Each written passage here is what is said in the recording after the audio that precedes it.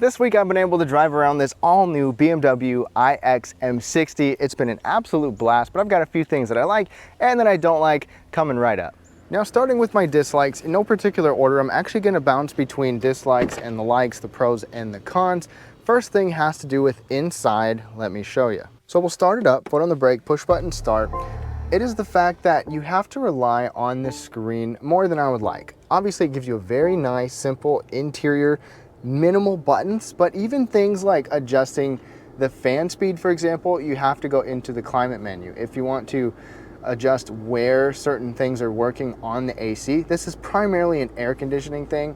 You can obviously have it on automatic mode, and a lot of you will have it on automatic mode, but even in automatic mode, sometimes I want to get in here and just crank it, or just crank up my AC vents, or crank up my ventilated seat or the steering wheel. Everything like that, you have to go in here. But that's not all. At night, if you want to turn on like all the lights, or maybe the rear lights, or even just both of these lights, you can tap to get just the dim map light, which is nice. But if you want to like turn them on, you have to touch that button up there, and then you've got to go into the menu and determine if you want all the interior lighting on, the front or the back, and then you get bright lights. So I mean, simple little things like that are very touchscreen dependent. I wish it wasn't, but that's the way it goes, and it still works very well for the most part. You do have voice controls on here, which will pop up in there, so you can adjust things with voice controls too. Now, one of the things that I really like, you're gonna see back here, first of all, it comes with 2 different charging cords. I've been in an EV that didn't come with any charging cords, and this comes with 2. You've got a standard 3-prong outlet. It's going to be very slow, like 33 hours of charge time, but it also comes with a level 2 charger standard. You can plug this into the wall outlet. If you can get a NEMA 14 to 50 outlet like this, you can be charged overnight, full charge in 10 to 12 hours. I love that you get both chargers standard. Okay, I dislike that I have, this is very minor, very, very minor, but this does have DC fast charging, obviously, to fast charge, which is great. But my dislike is at $115,000 here, we have slower charging than the Kia EV6. That thing could go from like 10 to 80% in like 18 minutes or something crazy like that. This is at the minimum double that. So if you're banking on taking this on distance trips and things like that and having some really fast charging ability, it's not as fast as you'd think. It's still good. But considering EV or the Kia is much faster, it's just a dislike for me. Okay, now we're behind the wheel. One of the things that I really like about this BMW, we're on a rough textured road surface, one that brings in a lot of noise, but this is still very quiet. Now, with this price point, 115 grand, you'd probably expect that, but it is quieter than a lot of things that I have tested. On this surface, high speed, interstate, smooth surfaces too. Wind noise is good, road noise is good. It's just a really pleasant experience because it is so quiet, and that makes the sound system even better because of how quiet it is. And the fact that it's electric, at low speeds, you don't hear like anything, obviously. That's a given with any electric car, but this goes above and beyond to make this a very quiet cabin. Okay, the next negative to me is extreme nitpicking. I picked on this with Lexus as well, but it's the fact that these are just purely electronic door handles. So you're gonna have a mechanical mechanism if you have to get in and like your key fob dies or the battery dies. It's gonna be kind of a pain in the butt, especially if you don't know how to get in the vehicle. But this is electronic, it looks sleek, it's nice. It adds a safety feature to where it won't let you out of the car if it senses that a car or a cyclist is coming.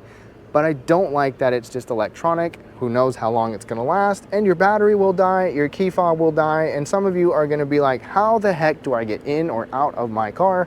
There's a mechanical lever down here, but you're gonna wanna read your manual so you know what to do in case things don't work.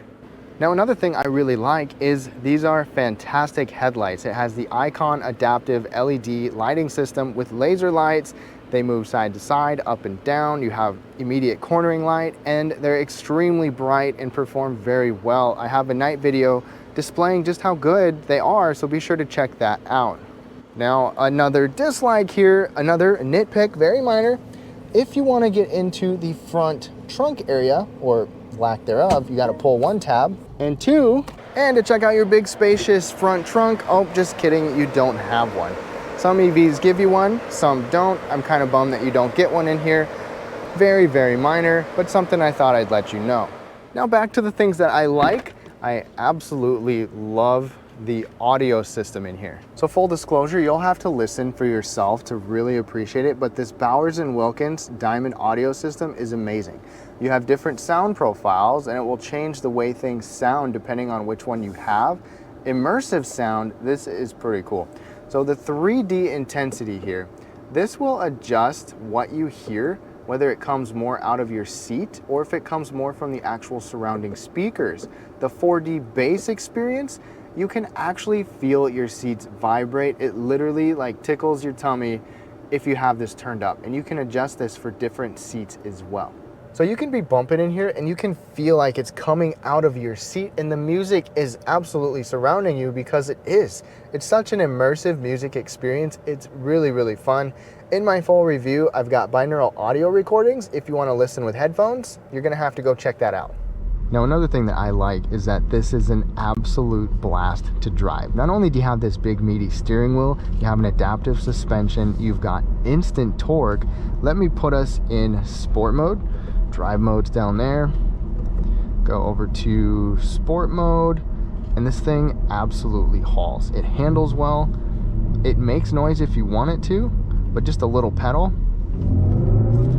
I mean, just a little acceleration right there. Not even full pedal down, it just hauls. The handling is good. If you've never driven an electric car, they're all fairly quick because of the torque, but this thing is just nuts. Ready?